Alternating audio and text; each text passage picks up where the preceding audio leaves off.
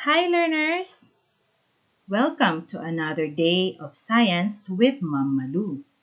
Today we are going to talk about Module 4, the Earth's mechanisms. This will include the processes that makes the plates move. Are you ready? Let's start! Our objectives for this encounter will be, at the end of this lesson, you should be able to number 1, describe the possible causes of plate movement. And number 2, analyze the processes of convection in the mantle. But before we proceed, let's have first our review of your previous topic in Science 10. I will give you the definition and you will tell me the correct term. Shall we start? Let's go! The first one, the process where one plate goes under another plate and sinks into the mantle. What is it? That's right, subduction. Let's have this one, a landform created when two continental plates collide. What is it? That's right, mountain ranges. Next, the shaking of the earth due to sudden release of energy.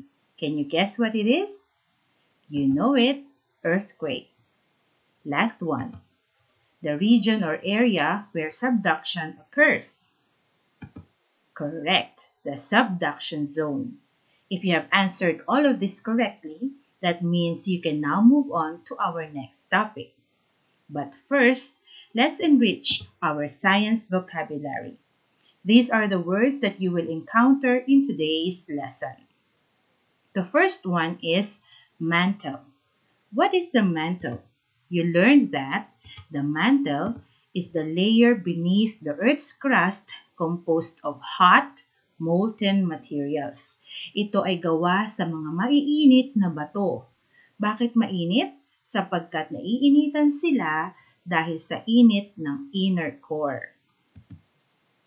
The next word that you need to know is asthenosphere. Everybody say asthenosphere. Correct. The asthenosphere means the upper part of the mantle, which is soft, weak, and viscoelastic layer where the lithospheric plates float and move.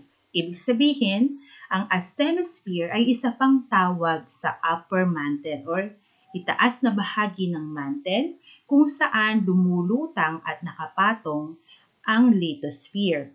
Ang lithosphere ay ang layer kung saan ka nakatira. Ang asthenosphere ay malambot at mahina at ito ay gumagalaw na parang isang fluid. Pero hindi ito liquid. Ito ay semi-solid. Ang susunod na salita ay magma. You all know that the magma are hot, molten rocks found in the mantle. Why is it molten? Bakit ito tunaw? Natunaw sila dahil sa matinding temperatura ng inner at outer core. Balikan natin muli ang plate tectonics theory na nagsasabi, the Earth's crust is broken into plates that move slowly and constantly. Pag sinabi nating move slowly, ibig sabihin gumagalaw ng dahan-dahan ang mga plates. Bakit sila gumagalaw? Ano ang nagpapagalaw sa kanila? Dati, ang mga kontinente ay ibang itsura kaysa sa ngayon. Lumipas ang matagal na panahon, ang mga kontinente ay gumalaw papunta sa kanilang lokasyon ngayon, modern times.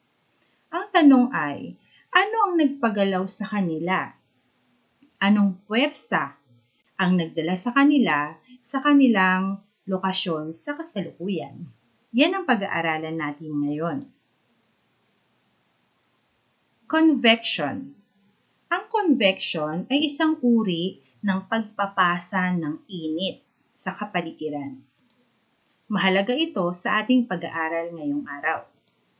Convection is a method of heat transfer that happens due to the movement of molecules in a fluid. Ibig sabihin na ipapasa ang init ng mga molecules sa dahilan ng kanilang paggalaw sa isang fluid. Ang fluid ay anumang bagay na umaagos. Maaari itong isang gas o isang liquid. Bakit gumagalaw ang mga molecules? Dahil sa difference in temperature or pagkakaiba-iba ng temperatura ng fluid. Pag mayroong pagkakaiba-iba ng temperatura, nag-iiba rin ang kanilang density.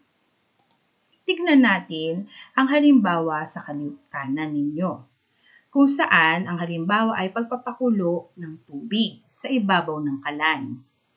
Habang ikaw ay nagpapakulo ng tubig, the hot fluid expands and rises because of the low density. On the other hand, cool molecules or the cool fluids contract and sink because of the higher density. Ipaliwanag pa natin ito. Dahil dito, sa movement ng hot and cold fluids, nagkakaroon ng convection currents. Tignan natin mabuti ang halimbawa. Balik tayo sa pagpapakulo ng tubig. Ang ating heat source o pinagmumula ng heat ay ang kalan or apoy sa kalan. Sa ilalim ng kaldero ay nakadikit sa apoy, kaya ang tubig dito ay umiinit. The water becomes hot. And dahil dyan, the molecules of the water move away from each other. Lumalayo sila sa isa't isa, nagkakaroon ng espasyo sa kanilang pagitan. Dahil dyan, sila ay nagiging less dense. Kapag sila ay less dense, sila ay mas magaan, kaya sila lulutang. Sundan natin ang red arrow. Ayan, pataas.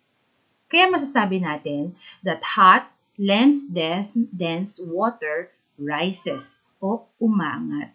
Sa kabilang banda naman, ang tubig sa ibabaw ng kaldero ay malamig pa at hindi pa mainit.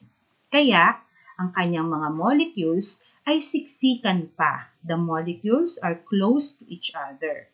Dahil nagsisiksikan sila, sila ay nagiging mas siksik o more dense. Dahil sila ay more dense, sila ay lulubog. They will sink. Sundan natin ang blue arrow. Ayan, mula sa itaas, pababa.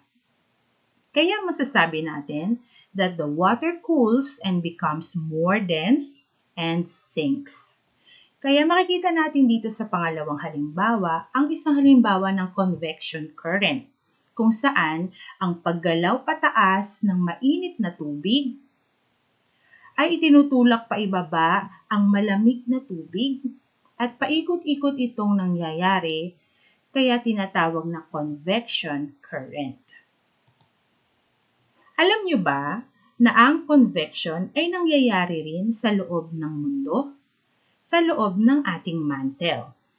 Paghambingin natin ang ating example kanina na kumukulong tubig sa pangyayari sa loob ng Earth. Kanina, ang pinagmumula ng init ay ang kalan. Sa Earth naman, ang pinagmumula ng init ay ang mainit na outer at inner core ng mundo.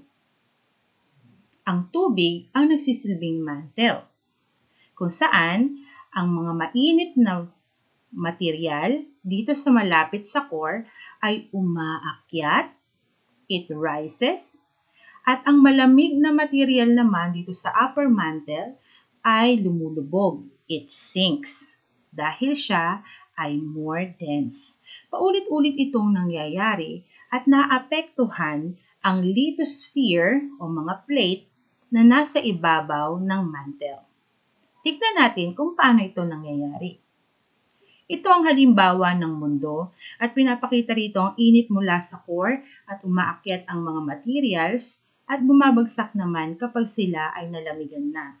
Dahil dyan, ang mga lupain sa ibabaw ng mundo ay natatangay ng mga convection current sa loob ng mantle. Suriin nating mabuti ang mantle convection. Ang sabi, it is a process which convection currents occur in the inner layers of the earth due to differences in temperature. Dapat ay may pagkakaiba ng temperatura. Kung ikaw ay malapit sa core ng Earth, natural ito ay mas mainit. At kung ikaw naman ay malapit sa ibabaw ng Earth, natural ito ay mas malamig. The hot materials will rise, katulad kanina sa tubig. Umaakyat ang mga mainit na materyales because they are less dense. Sa kabilang banda, lumulubog ang mga materyales na malamig dahil they are more dense. Again, cold materials sink because they are more dense. This happens continuously. Tuloy-tuloy ang pangyayaring ito at nagkakaroon ng convection current. These convection currents move the lithosphere o gumagalaw ang lithosphere, kita nyo? Because it floats on the mantle. Dalawang proseso ang nagiging resulta ng convection current sa mantle. Ang una ay ang ridge push. Ang sabi sa ridge push, the weight of new material from the mantle pushes the old crust towards the trench at the subduction zone. Ang keyword natin dito ay push o tulak. Anong nangyayari? Ito ay isang halimbawa ng divergent boundary. Divergent dahil ang mga plate ay gumagalaw away from each other o palayo sa isa't isa.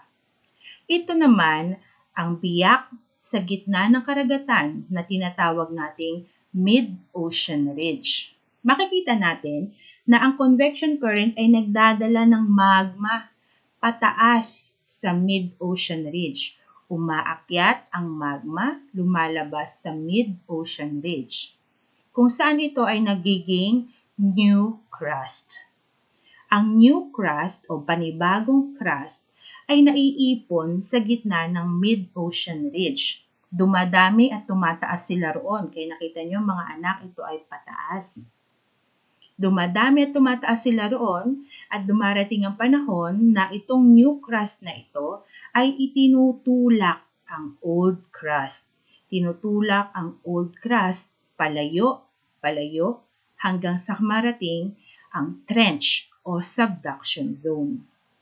So, pag sinabing ridge push, the magma comes out of the mid-ocean ridge, forms a new crust, and pushes the old crust towards the subduction zone. Itinutulak palayo ang old crust papunta sa subduction zone. Isa pang prosesong nangyayari dahil sa convection sa mantle ay ang slab pull.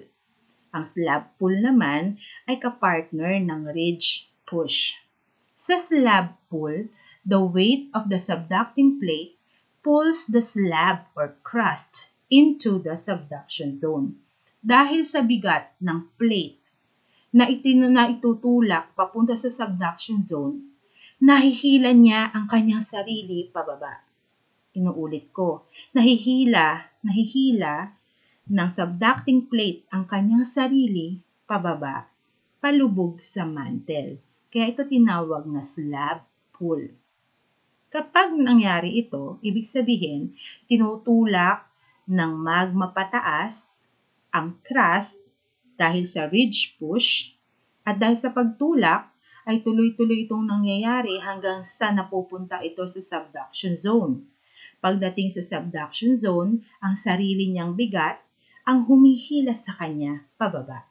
Kaya tinawag na slab pull. Maihantulad natin ito sa isang mantel na mayroong mga nakalagay sa ibabaw. Pag hinila mo ang mantel pababa sa lamesa, sabay-sabay itong mahuhulog kasama na rin ang mga laman ng lamesa. Para ring chain na nakalagay sa gilid ng lamesa. Tignan natin ang experiment na ito.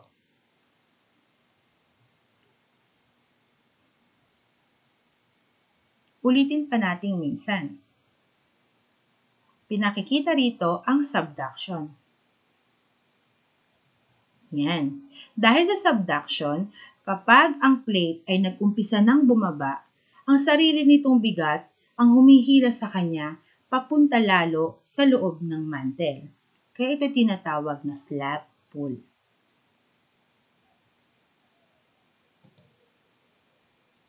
Atin ngayon i-summarize ang ating mga napag-aralang proseso.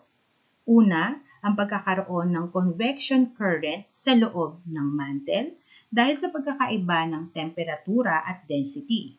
Ang sabi natin kanina, umaakyat ang mga maiinit na materyales. So, hot materials will rise. At sa kabilang banda naman, cold materials will sink dahil sila ay more dense. Sa pag-ikot ng mga materyales dahil sa convection current, aakyat naman ang magma sa mid-ocean ridge, kung saan dito maiipon ang new crust. Ang new crust ang magtutulak sa old crust papunta sa subduction zone. Ang tawag sa prosesong iyon ay ridge push. Sa subduction zone naman, nangyayari ang slab pull. Sa slab pull, ang bigat ng plate o crust ang humihila sa kanyang sarili pababa sa mantle. Ang dalawang ito, ridge push at slab pull, pati na rin ang convection current, ang nagiging dahilan kung bakit lumulubog at gumagalaw ang mga plate sa ibabaw ng mantle. Tandaan natin, ang mga plate ay nakapatong sa ating mantle. Kaya anumang paggalaw ng mantle ay makaaapekto rin sa mga lithospheric plates sa ibabaw nito. Tapos na tayo sa ating pag-aaral. Ngayon naman ay sagutan ninyo ang reflection questions. Number 1. What is mantle convection? Number 2. What processes cause plate movement? Explain each one. And number 3, draw a simple illustration that explains the forces that drive plate movement. Ang lahat ng ito ay sasagutan ninyo sa inyong notebook at ating sasagutan sa susunod nating meeting.